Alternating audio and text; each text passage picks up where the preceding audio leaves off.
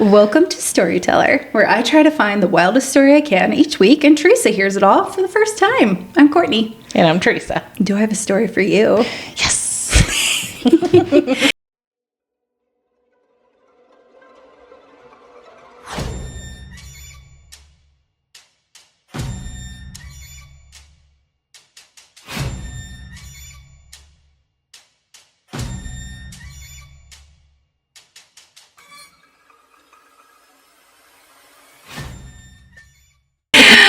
Welcome back to part 3 of the Bitter Blood Murders. A story filled with pride, paranoia, obsession, and savage revenge that brought about the horrific deaths of 9 people. Dang, 9, huh? In Kentucky and North Carolina. Body count is at 2 right now. Yeah, so... Because we're not counting Chuck, because Chuck just died. Okay. Mm-hmm, yeah, Chuck had to get out of his terrible marriage. I'm just going to die now. I know. He's like, I've had enough. So, what connected these 3 doomed families across Kentucky and North Carolina? As we hinted at the end of our last episode, marriage. That's right, folks. Susie Sharp Newsom marries Tom T.J. Lynch, the son. Susie is the daughter of Florence. Florence and Bob Newsom. Yep. Okay. Mm-hmm. And then. Yep, and then T.J. Tom is the son of the fastidious and husband-abusing Dolores Lynch from part 1. And she's mismatched miniskirt gal or whatever. Yep, her skirt, and she, yep. Found shot in her driveway. Yes. Okay. Yep. If you are just now tuning in, why would you start with part 3? True that. Go back and listen to the other 2. I strongly encourage you to go back and start with part 1 and then part 2, or nothing it will make sense that I'm about to say. Just a pro tip. Just here to help. So on to Susie and Tom. As I said in part 2, they met while both attending Wake Forest University in North Carolina. Susie was 2 years older than Tom, he was quiet and easygoing, which has been described as the exact opposite of Susie, who was vivacious and energetic to the point of appearing frantic at times. Like, Susie was very bubbly, and Tom kind of sounds like Casey, like, just happy to be involved. So, Susie's family did not know what to make of the young man, whose drive and ambition seemed to pale in comparison to Susie's. Her friends, too, couldn't understand Susie's attraction to Tom, a basketball player for Wake Forest, as she had never been interested in jocks. But it wasn't his performance. Well, it sounds like she wasn't interested in anybody. Yeah, so, I don't know. It wasn't his performance on the basketball court that drew Susie to Tom. It was his wholesome good looks and the fact that he was studying to be a doctor, a profession Susie always held in high regard. When the relationship got serious enough, Tom took Susie home to meet Dolores and Chuck for the weekend. Tom, oblivious, as men usually are, to the immediate tensions that sprang up between the 2 women, thought the visit went really well. Until they're on their way home, and Susie did not gush over his mother. He was like, so you like her, right? And she was like, no. Immediately, no. The weekend, others suspected later, brought out an instinctive dislike for the other one out of each woman. Susie, a daughter of a good family and a daughter of privilege, and Dolores, a scrappy, penny-pinching child of the Depression who grew up on survival rather than social graces. They didn't become immediate friends. Didn't go great. But Dolores has money now. Yeah, exactly. But apparently she told friends after she was like, that girl is so stuck up. So after the trip, Susie told friends that Tom's mother was overbearing and domineering, while Dolores described Susie as haughty and pretentious. Sorry. But meeting his mother did not change how Susie felt about Tom or her plans to marry him. And marry they did in June of 1970. The wedding was a grand affair with the men in morning coats and women in lime green chiffon dresses. The reception was to take place at Florence and Bob's Country Club. Unsurprisingly, Dolores was complaining from the second she set foot in Winston-Salem, saying the Newsoms were not paying enough attention to the Lynches. Susie was unhappy with Dolores too, saying Dolores had too much to drink at the rehearsal dinner, embarrassing her. And on the day of the wedding, Susie said Janie's bridesmaid dress was too wrinkled. And then Susie said Janie would just not be in the wedding. And a dust-up was starting to brew before someone stepped in to calm tensions. Janie ended up being in the wedding after all, and even caught the bouquet during the dress and reception. everything? Yeah. Or did someone like iron the dress out? I never said what happened with the dress I wrinkles. wish she put them in lime green chiffon. There's going to be room. Yeah. Yeah. After the wedding, Susie and Tom moved to Lexington, Kentucky, where Tom started dental school. Susie supported them as Tom pursued his studies, and they were each really happy in Kentucky, and with each other. The only thing Susie disliked about their new home was Dolores. Not surprising. They're not in the same town, but I don't think Lexington and Louisville is that far. So Yeah, I don't think so. Dolores made frequent uninvited drop-in visits and called incessantly. And Susie complained about it to anyone who would listen. She was irate. When they would eventually move to South Carolina as Tom finished his schooling, Susie called home after Christmas in 1974 to announce that they were expecting their first child. Yay. Yeah. John Wesley Lynch, born that August. Dolores was overjoyed at the news of her first grandchild, and her and Janie drove to Beaufort soon after his birth to see him. When they arrived in town, they called Susie to find the time that would work. And Susie said, Tom's at work and you can't come here. Oh, that's kind of rude. Yeah. She's like, Tom's at work. We have plans tonight. Blah, blah, blah. So Dolores was incensed and outraged. She told Janie that they should just go home. But unwilling to hurt Tom's feelings, they checked into a motel and they went to visit the baby the next day. You could tell she didn't want us there. The tension was so thick, Dolores later told a friend. Susie would give birth to a second son in 1976, James Thomas, called Jim. Dolores did not come to visit the new baby this time, and Jim would be 2 years old before she met her grandson. Susie loved Beaufort, where the old South ways still reigned, and there were family names that meant something. She felt comfortable in that world and secure when she could tell people she was Judge Susie Sharp's niece, and people would look at her in awe. So she was really thriving in that southern, the whole old hierarchies are still in place, and she's really thriving on that. She's loving it. She was obsessed with the whole English royalty, so she's probably feels like she's like Southern royalty. Yes, absolutely. And that's all she had known. Everyone had treated her like that her whole life. So she was really loving Beaufort. This would not be the case when Tom moved the family to Albuquerque, New Mexico to set up his dental practice. Nobody knew who the fuck Judge Susie Sharp was or gave a shit. Why would they? If Susie was related to her. They were like, we don't know who that is and we don't care. All of Susie's life, she had been accepted by her family name, not by who she was as a person. In Albuquerque, Susie had no special identity and she detested the place from the start. Hated it. Not having a family name to fall back on, it became evident to everyone she met in her new home that she had always been able to cover up with a good name and social graces. Susie was a snob. She'd been hiding that pretty well. Can't anymore. People tried to like her, but she made it difficult, resulting in her having no friends. Things went from bad to worse. Susie refused to go out into the New Mexico outdoors exploring with Tom. He loved being outdoors and would ask her to go camping, and she once said, the only way I'm going to go camping is if there's a Holiday Inn. So he eventually started, going out by himself. Did he have his own voice pearl? I don't know.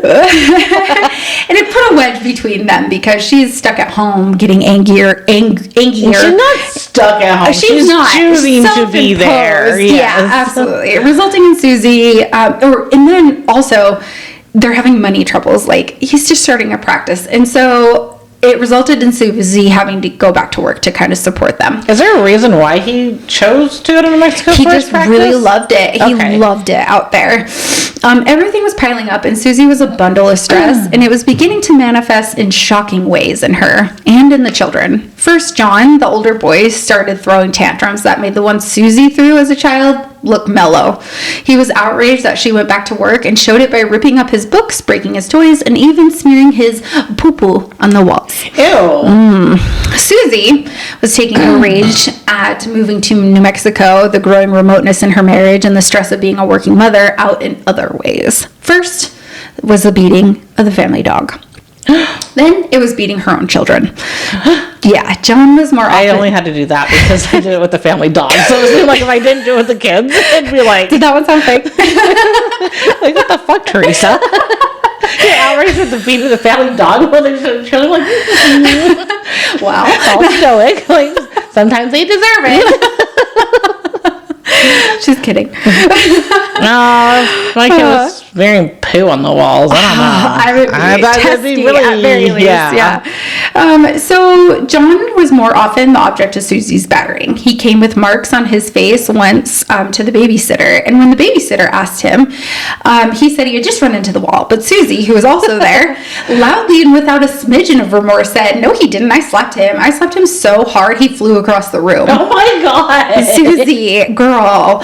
Many would later, Many would later say that Jim was the apple of Susie's eye, as he looked like her, where John looked like a picture of his dad. He looked just like Tom. His pictures are, and therefore she took out her frustrations out more on John, because she was really mad at Tom, but so John really took a brunt of it. Reality was, though, John was exactly like Susie in personality. Like, they're the same person, where little Jim was a replica of his calm his father exuded. So she's mad at John because he's acting like her. And Susie would just become enraged. John suffered many accidents, scrapes, bruises, and then finally a broken arm. Jim was usually safe from his mother's wrath until his babysitter noticed once that his head was mushy. Like, you know when babies have like the soft spot? Yeah. His head was like that, and he's like 2 or 3 or just something. Never go back together? I know. So so she notices his mushy one day, and his eyes are swollen and red. The swollen and red thing, she was like, that's not super weird, because Jim's little manifestation from like his parents fighting and his mom just being bonkers, like he would stick things in his eye. Oh. That was his reaction. And so his eyes were always swollen and red. But this day, they're swollen and red. They're even more so, and his head is mushy, so she's concerned. She called Susie at work and insisted that she take the young boy to the hospital. And Susie was very nonchalant. She was like, it's not a big deal. But the babysitter insisted. So the babysitter drives the boys to Susie's work. Susie's like, going to the hospital, and instead just drives them to a neighbor's house. And it was like, I'll be back after work. Doesn't take him to the hospital. When Tom picked up the boys at the end of the day from the neighbors, he was immediately concerned by the boys' appearance, which now included an eye that was rapidly swelling shut and becoming black. Oh. Yeah, so little Jim is going through it. Tom rushed him to the hospital. Tom would not find out till much later, that he and Susie had been reported to the authorities as child abusers. But nothing ever came of it. But in 1979, it was becoming obvious to everyone that Tom and Susie's marriage was in serious trouble. Tom would later say, we just weren't communicating with each other. We were barely speaking to each other. It was during this time, and I have seen reported differently, but I'm just going to say what I've seen. I'll mention it. That's believed that Tom started having an affair with his dental assistant. So I've seen it reported. Moist pearl. So I've seen things where it's like, no, it wasn't until after. But then I've read things where they did start having an affair. So I don't know exactly. What's the little boy's eye, though? Well, his eye was swelling shut because, like, she had hit him in the head so hard. His head got mushy, and then his face was like, that's how hard. And that was her favorite kid, so you know what John was going through. So, okay. Yes, so Tom is either has started this affair with his dental assistant because things were bad at home, or he was definitely thinking about it. In July of that year, Susie's papa, her father's father, started to have a series of strokes, and Susie decided it was time to head back to North Carolina to see him. So papa is Bob Newsom's dad, the tobacco auctioneer. Okay. Papa and Nana. It was never spoken out loud, but it seemed everyone knew very well that Susie and the boys would not return from North Carolina. Home in North Carolina, Susie would tell everyone that 'twas Tom who asked her to leave, and that he simply didn't want to be married anymore. She soon acquires an attorney, Sandy Sands. What's that name? And he drew up a particularly vicious separation agreement. I thought it was vicious when I was reading it. I was like, oh, hell no. Like, it was, it was crazy. Like, the separation agreement was like, she got, this is in the 70s, she got, I think like $200 per child per month. She got $100 alimony, and then Tom was required to pay her way through grad school. And that was the separation agreement. Susie hesitated on sending it to Tom, and some later would say that they thought Susie was holding out some secret hope that Tom would miraculously appear in North Carolina begging for her to come home. Like, she had these romantic, he's gonna come back and ask for me to come home. But she didn't like him. I know. So why would she? It's so weird. Fantasize about that. Yeah. So Tom did not. He never turned up. So when he was particularly cold, I think she had to go back to New Mexico in September of that year to get some of her stuff and everything. And one of her relatives were like, she actually seemed excited to see Tom. Well, when she got there, Tom was like, get your shit. Everything needs to be out of this house by the time I get back after work. And she was fuming. She sent the settlement to Tom in September as soon as she got back, and somehow he agreed. Again, the settlement seemed wild to me. Overjoyed that Susie was out of Tom's life, Dolores and her maid Helen set out across the country on a cross-country trip to see Tom that fall. When in Oklahoma, Dolores excitedly called Tom to give him the good news about her surprise trip, but looked taken aback by his response, which was, "Where are you going to stay when you get here?" That's true. You really shouldn't be taking a cross-country trip and not make accommodations. Yeah. Not tell a person. Damn. What if he had plans? What if he was going cross-country to go see her? Who knows? You have to let people know this stuff. It's fair, yeah. Dolores told Tom that they were staying with him, of course. Tom, you silly goose. The reason for his question became very obvious when they arrived at Tom's house and found his leggy, beautiful, dark-haired dental assistant and all of her belongings that she had moved in. So Susie left in July. This is October, maybe, and Kathy is her name. Yeah, during the visit, Dolores put on a fake smile and was very warm to Kathy, but Helen heard it all about how she really felt on the drive back to Kentucky. She wasn't happy. Spoiler alert. Spill the tea, Helen. Susie, too, had heard of the dark-haired beauty her husband was spending his time with, and she was pissed. Ex-husband. Well, they're just separated, technically. No. Perhaps her anger at Tom was what spurred on Susie's next move. She was moving to Taiwan. Oh, that's random. So random. Okay. Susie had a long interest in Far Eastern culture. That's great, And with big new markets in China during this time period, she figured someone who knew Chinese culture and the language, along with a graduate degree in business, which she was pursuing, they could score a great job. Oh, yeah. Once back in North Carolina, she started working with a Taiwan tutor who started teaching her Mandarin. Susie became convinced that if she went to Taiwan to study, she'd learn the language so much faster and have a leg up against others when it came to getting a job after graduate school. So she applied to a university in Taipei and was accepted. To everyone's shock and horror, though, Susie took her boys with her, and they left for Taiwan 3 days after Christmas that year.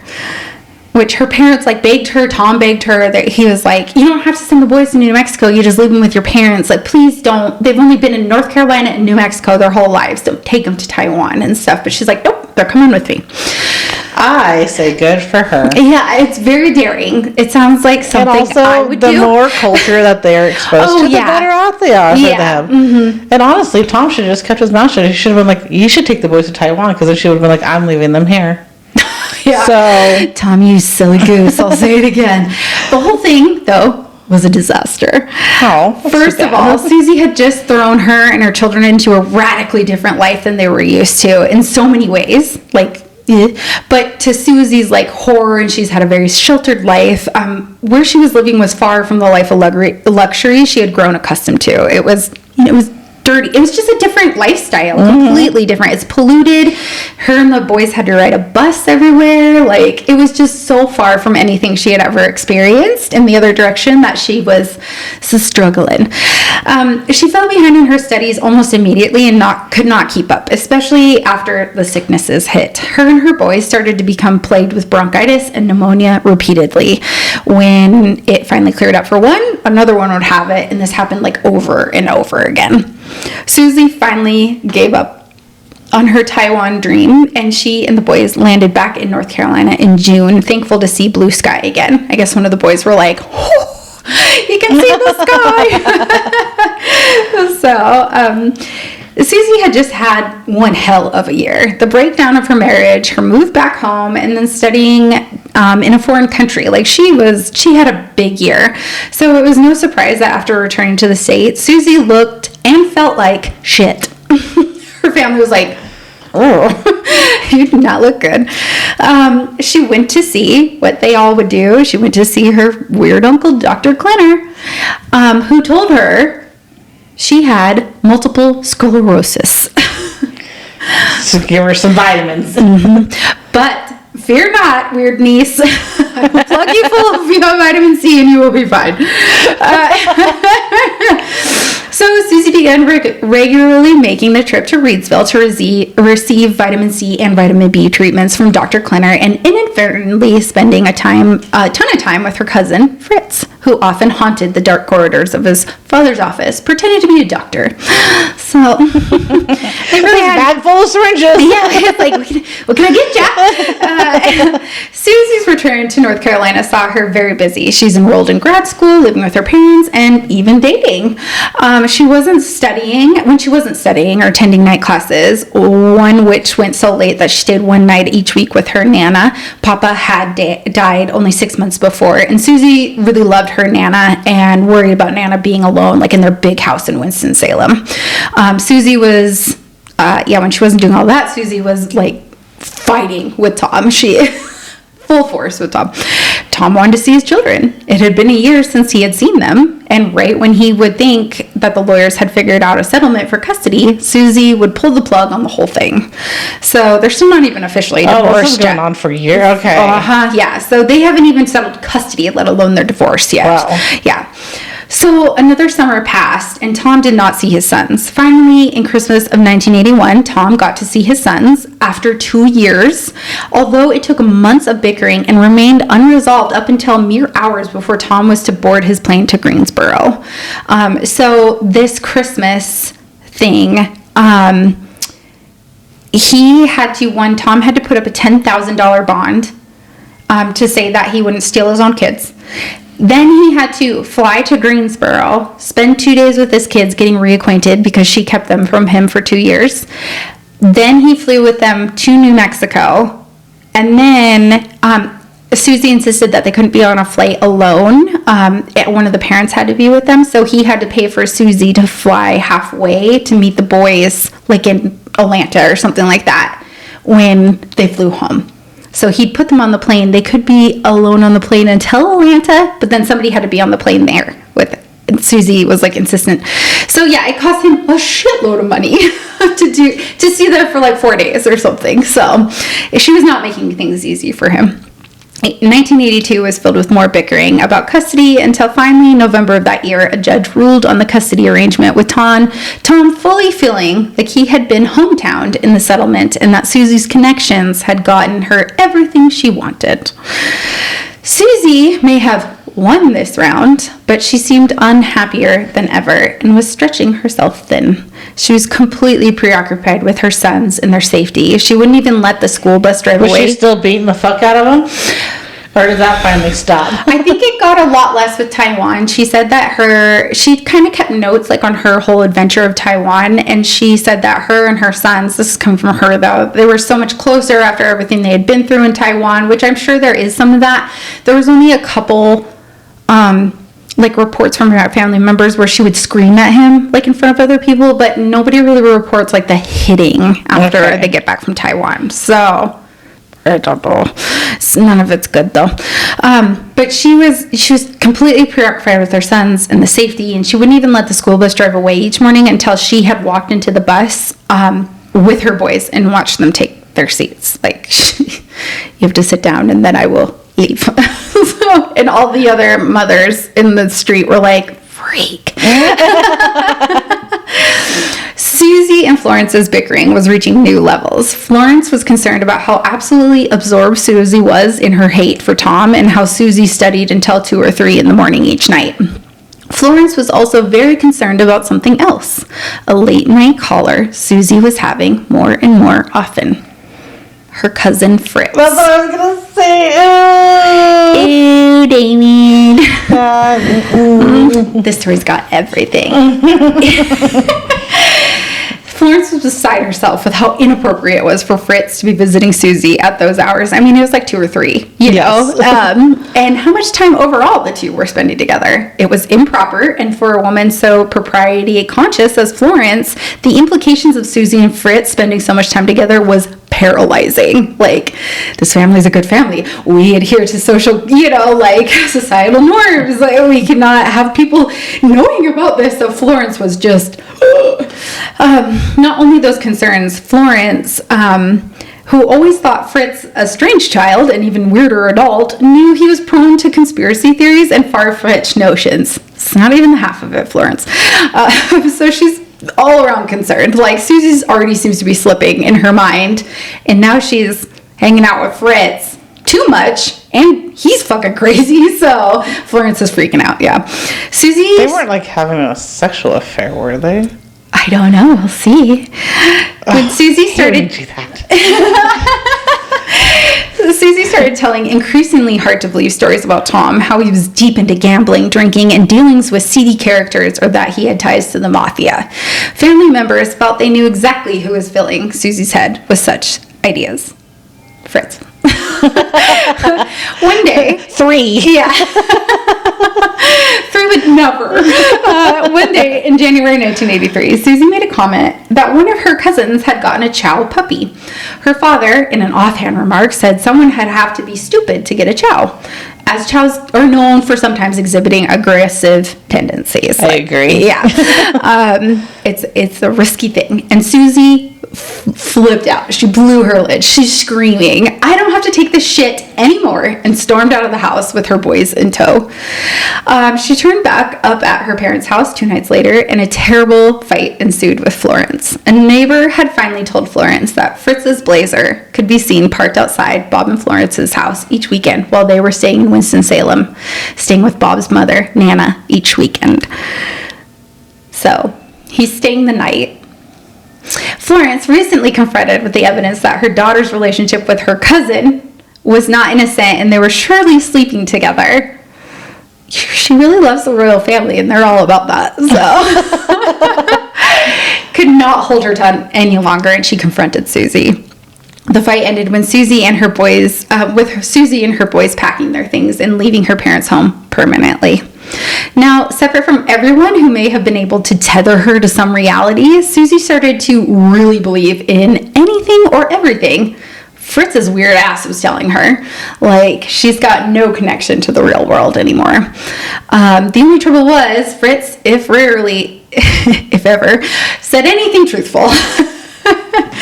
Just as he had done with all of the women in his life, Fritz convinced Susie that he was a secret operative for the FBI or the CIA or the Green Berets. Like, it changed all the time, and he knew dark secrets that would make her hair curl. Some of these dark secrets were about Tom and his underworld dealings and how he was going to use them to take Susie's boys from her. Oh my God. Yeah. Things are not good. So good was Fritz's brainwashing of Susie that she truly came to believe that, just as his father had saved her from multiple sclerosis, Fritz and his arsenal of guns and insider information would save her and her boys from the conspiracy to take them from her. Things are bad. I don't know what to say. Are you still stuck on the cousin fucking?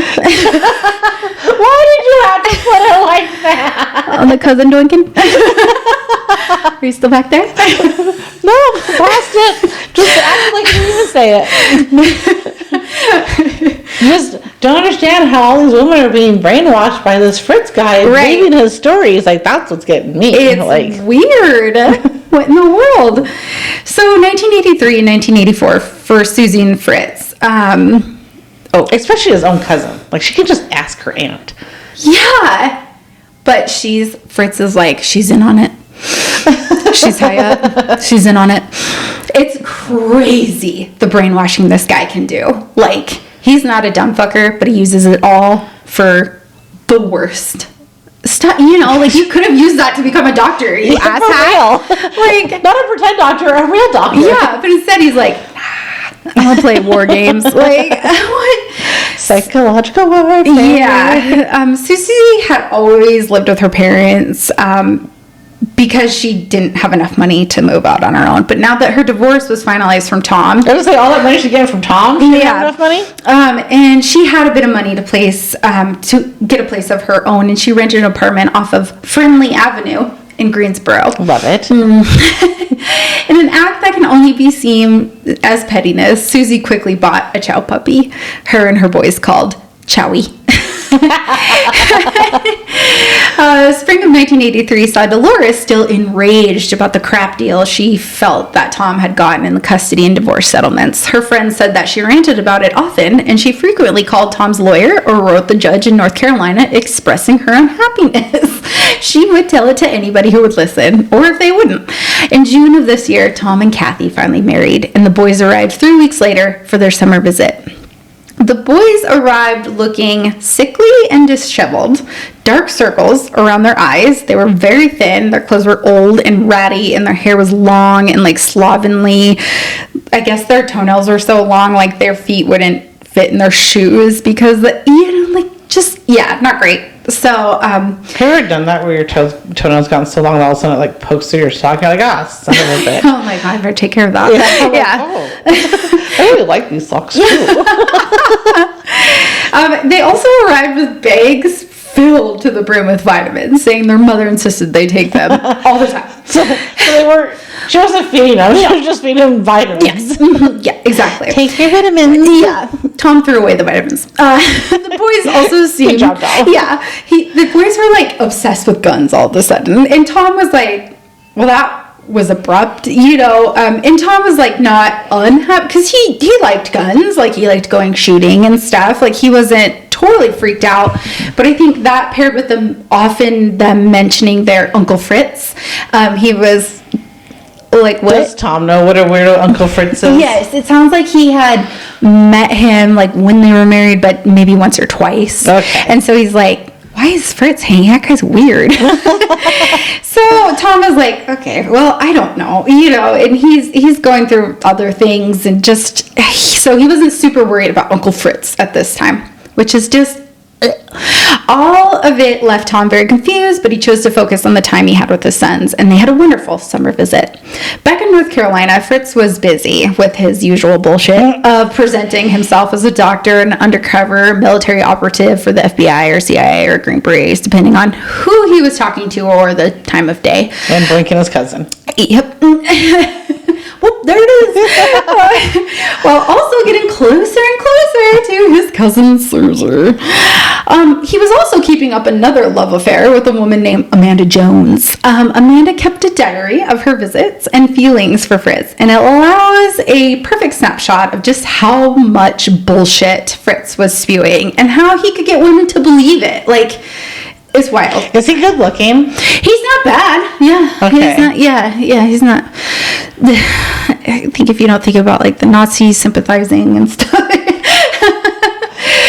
The diary had many entries of Amanda pining for Fritz during his long absences, saying how sure she was that he was somewhere far off like Chad or Libya fighting unknown enemies and searching the jungles for prisoners of war. She often she'd often lament about how she was nowhere good enough for Fritz, for he was a gentle soul created by the hands of God, and she was a nobody divorcee. Like, she was just like, oh my God. Like, he really gaslit the crap it's astronomical gaslighting. It is, wow. Once so worried that Fritz had perished in the line of duty on one of his clandestine missions, Amanda broke all the boundaries and called the Klenner house in Reidsville. Annie Hill answered, and she told her that she thought Fritz was just fine. They just saw him at Sunday supper. Did he owe her money? Is this when I have gambling debt? And Fred was like, what? No. So I just love that. His mom was like, does he owe you money? The manipulation of Amanda went on for a year and a half before Fritz finally stopped coming around or calling. So even them saying he was just here on Sunday dinner, did it click like, oh, he's not out of the country? It's no. Just the light bulb didn't fucking come on. She's just like, well, I don't know. He could have left again. Who knows? So 1984 saw tensions rising once again due to custody details between Susie and Tom. Susie called before the boys were due to spend their spring break with Tom to say that due to snow days, the break had been cut short and they would not be making the trip out west. Tom was upset, but Dolores was enraged when she heard the news. She suggested a weekend visit to Kentucky for the boys because Tom would be there in the near future for a dental conference. Tom pleaded with Susie, but she always answered no. Dolores, her fury reaching new heights, wrote a letter to the judge in North Carolina, but it didn't do any good. Finally, Tom, paying more money and wasting more time, had his lawyer file a motion to finally get the weekend visit approved. When the boys went to Louisville at the end of March that year, tensions were high, and Susie had a renewed round of hatred for Dolores and Tom. She was so mad. Dr. Klenner, who had supposedly saved so many people from ill health, was very unhealthy himself. What? Shocker. Didn't take any of his vitamins, huh? Or do. His heart gave out in late May of that year. A group of gun fanatic car guys that Fritz used to run with, until Fritz fucked one of their wives and split up their marriage, heard of Dr. Klenner's death and wondered out loud what would happen next, as Papa Klenner was the only one who could ever control Fritz. I always said, if old man Klenner dies, look out world. John Forrest is one of these guys, so he was like, As soon as Klenner, he was like, oh, watch out. Not long after Dr. Klenner's death, Fritz started treating patients at his father's clinic. Oh, God. Still playing doctor without 1 ounce of shame. Honestly, I feel like his dad, even though he did have a degree, was still just playing doctor too. Oh my God, yeah. Sometimes you wonder, you're like, did you just pull that MS out of your ass? Yeah. Like, she sat down, you were like, oh, MS.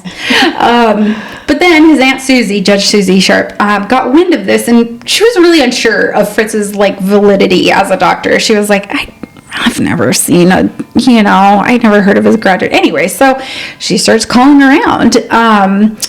And no matter what he or his mother, Annie Hill, claimed, Judge Sharp called a friend and Duke Medical School, who confirmed that Fritz had never even attended medical school, let alone graduated. So Susie called her sister Annie Hill and told her in no uncertain terms that what Fritz was doing was illegal, and she would be the first person to alert authorities if she got wind of Fritz continuing to run the practice. And she had also alerted the family lawyers or something. So she was like, I'm serious. So the clinic quietly closed not long after that. The boys flew to New Mexico that summer for their visit, looking as haggard and unwell as the summer before, but this time with scars all over their face. When Tom questioned the boys, what is going on here? Uncle Fritz removed moles from our faces, the boys told Tom. Yeah. The boys told stories of all the camping and shooting the boys got to do with their mom and Uncle Fritz, and Tom was astonished. Susie? Camping? It was a far cry from Susie he had known. Likewise, a friend who heard Susie had now started going camping was aghast, saying, the Queen of England does not camp. No, unless there's a holiday nearby. Yeah, so the summer visit was going great, and one weekend in mid-July, Tom and Kathy and the boys went to Lake Vallecito and stayed at a cabin for the weekend. They did not return until midnight Sunday, and were still surprised when they did not walk into the house hearing the phone ring. They thought for sure Dolores would have been calling no matter the time, to make sure that they had got home safe. Monday still brought no calls from Tom's overbearing mother either, and Tom remarked that he didn't hear from her Tuesday, he'd call her. Tuesday, though, while Tom was leaving his dental practice to meet Kathy and the boys at the movies, a police chaplain stopped him to inform him about the death of his mother and sister. Tom spent 5 days in Kentucky being questioned by the police and laying his only remaining family to rest. The boys had remained in New Mexico with Kathy during this, and when Tom got back to New Mexico, he called Susie and pleaded with her, "Can the boys stay a little bit longer? I just really need them right now," after all he'd just been through. And Susie responded with a very curt no. So, she's consistent. She's consistent, yeah. She didn't even offer condolences for his loss. She was like, because she's the one that fucking killed him. Her coldness solidified something for Tom. He knew in that moment that he'd use every penny of the inheritance he had just acquired to get his boys back. So, Tom's filthy fucking rich now. Yeah, because he's millionaire. He's a millionaire. Because Chuck left Dolores. Yeah. For whatever reason. I don't understand, Chuck, what you were doing, but well, her with a shit ton of money. Yeah. So he's filthy rich, and she's a bitch. So he's like, okay. I know what I'm gonna do with this. Especially, I mean, them coming home like skinny, malnourished, scars on because moles were being removed. The fuck? Yeah, and Tom went to, you have to do, even when you're a dentist, you have to do some other, like, areas of, doctoring and stuff, and he had learned, in the Bitter Blood book, he had said that moles aren't even touched on children until they, like, get into adolescence, and so his boys are, under 10, yeah. So he's like, what the fuck? Fritz is a doctor. He knows what he's doing. Mom used to tell me, like, my moles, because flies pooped on me because I was dirty. Oh my god, your mom is such a savage. I just wish I could have hung out with her. Like, so she was just like, didn't beat around the bush. That woman just told it how it was. So I was like convinced. He was just like, fly poop. I love that. Oh. Okay, so Tom is determined now. He's like, hey, to wherever penny of this money's fucking going, Tom and Kathy's first strike was a visit to Greensboro that fall. They picked up the boys from Susie's apartment, and she practically threw the bags out of the doors at them. She was like, fucking dare you showing up here and stuff. And part of their custody was like, he had to, let her know of the visit 2 weeks in advance. She couldn't really say no, kind of thing. He did all that. It was all, above board, but she was fuming. Tom said he and Kathy would like to see the boys' room in the apartment, but Susie flatly refused. The boys had told Tom that they had no beds and they slept on bedrolls. I was curious. I was like, do they even have rooms there? They have a room, but they have it covered under the stairs. Yeah. So they slept on bedrolls, so it's no wonder why they weren't allowed in. They visited the boys' school and their teachers, and with Bob and Florence Newsom, Susie's parents. Bob and Florence had sent a floral arrangement to Dolores and Laney's funeral, and Tom had used this as like an opening to send a letter to the Newsoms, hoping it would open the lines of communication and he could kind of maybe see how they were feeling about the way Susie was raising the boys and if they were on the same page.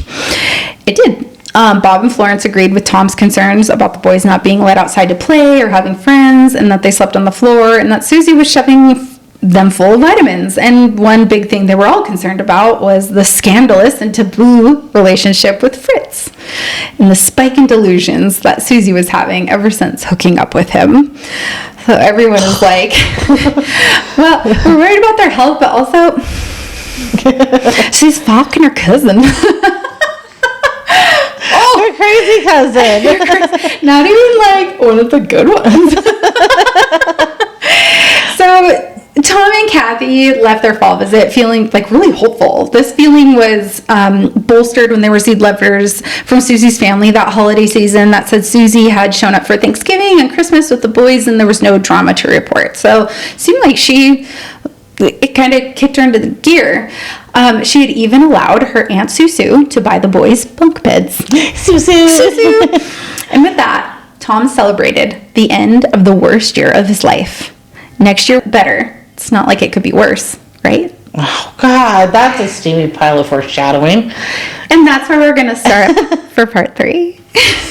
Okay. So we're still at 2. We're at, 2. Yeah, 2. You said 9 people total. Mm-hmm. And we're at part 3 and still only 2 people are dead. Mm-hmm. Oh, damn. Okay. Thanks, Thank you y'all. so much for listening. Tell your weird I'm reeling friends. from this. I hope you guys are too.